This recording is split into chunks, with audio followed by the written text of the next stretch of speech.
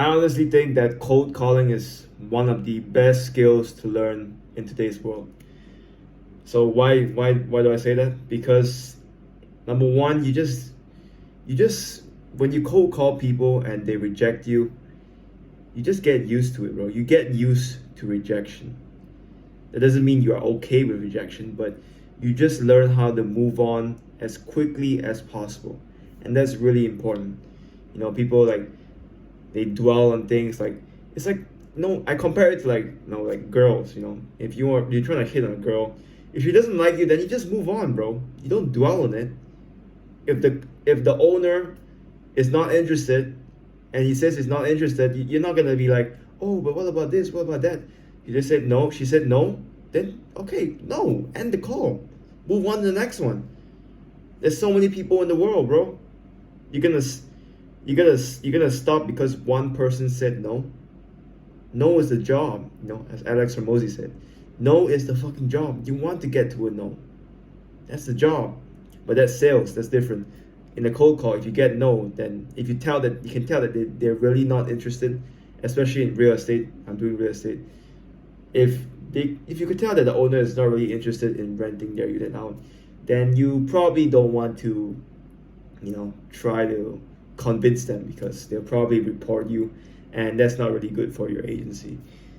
But yeah, but you just move on. You just move on quick. And sometimes you just have to move on quick. If you really think about it, there's 8 billion people in the world, and there's so many other people that are waiting for you to say hi to them. And you just gotta stop sticking to the same shitty people. You gotta expand your world, you gotta expand your mind. And stop thinking like that, and stop being attached to the people that are around you right now. Because it is temporary. You're not gonna be with them forever. And it will be unfair for the people that are waiting for you to meet them. If the world was like, hypothetically, it was like 100,000 people, then 1,000 people was a lot. But 1,000 people out of 8 billion people, that's very little. That's so little. It's insane. And that's why we have the internet now. That's why making YouTube videos like this, people from the USA, from Singapore, from my country, Malaysia, from I don't know where, Afghanistan, India, some of them watch my videos. Canada, like shit, damn, they actually, we have this interaction that people 100 years ago, 200 years ago, 5,000 years ago, probably didn't have, So it's cool. It's cool to have the internet. And yeah, I think I would regret it if I didn't take videos like this every single day. Because, we live in a world where we get to do this.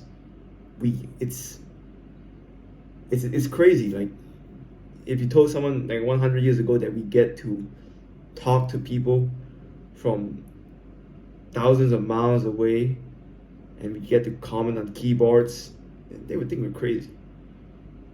And yeah, that's why I'm here. That's why I'm here taking this video right now.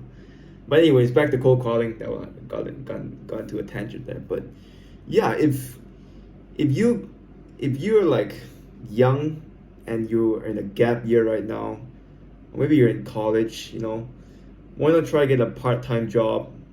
It can be a local job, and just try to cold call people. Just keep calling. You're gonna get some people that don't like you, that are gonna shout at you and gonna call you mean things. And on the other side of that, you can have people that are really nice, that are interested in what you have to sell, and all you have to do is just keep dialing until you find those people. Yeah, I know it sounds like a lot of work. It is a lot of work, bro. I think I've called like, I put in like 22 hours. It's not a lot of work yet, But Alex Ramosi says, to be proficient at a skill, you just need 20 hours of work, and you'll be fairly proficient at it. And I think I'm okay at cold calling. I'm not that great yet, because the work it takes from good to great is vast. It's like an ocean. So yeah, I'm still making my way towards that, but I think I've learned like 80, 60 or 70%. Now it's just about refining my skills in cold calling and figuring out how I can maximize my maximize the length of my call so that owners don't end my call quickly, because you have to capture their attention in the first 5 seconds, and if they don't like you, they just end the fucking call. So yeah, tone is really important too. You have to speak in a tone that sounds calm. You're calm, but you're not like needy. You don't really need to sell. You're just like, hey, sir, yeah, just wondering if you're planning to rent out your unit in condominium, or are you doing it for your own stay? And you can't stutter, because once you stutter, like they can tell like you're not confident, and they just say, oh no, not interested.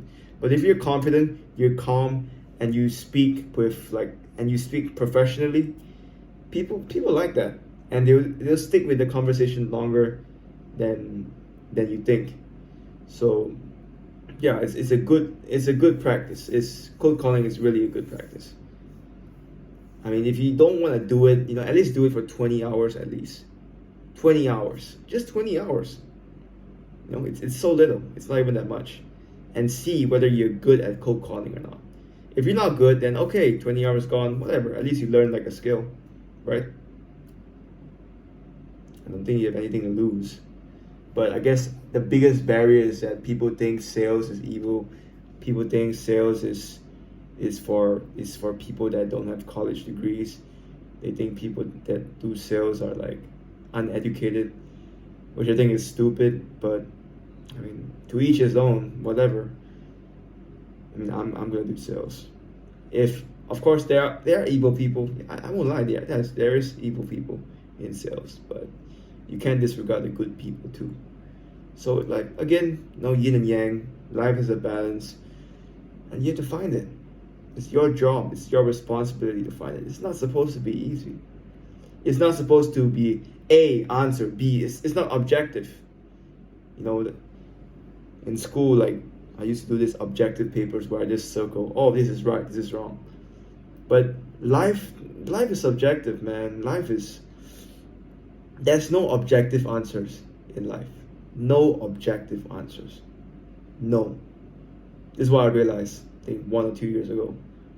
But I'm starting to realize it even more now. It's not objective. It's subjective. And it's how you interpret it. Some people can be homeless and they can live a happy ass life, bro. Live happier lives than billionaires out there with yachts, stressing out about losing their money, have bad relationships with the people around them. Money is not everything. But of course, I do believe you need some money to survive. If not, you just fucking die. But hey, there's homeless people living in Hawaii right now, or I don't know what country, Hawaii just came to my head, so I just say it. But yeah, so be grateful where you are, and just appreciate every single day, even if it feels shit sometimes. You gotta get through it anyways. So no point complaining. No point complaining. Anyways, it's day 13, going strong. I'm only 13 days into this possibly 20 to 30,000 day journey, and yeah, I can't wait till I get to the next day. I'm just glad that I got through this day. I'm just glad that I took the video today. I'm glad that I did it. Tomorrow, who cares? Maybe I will take the video, maybe not. What matters is I took the video today.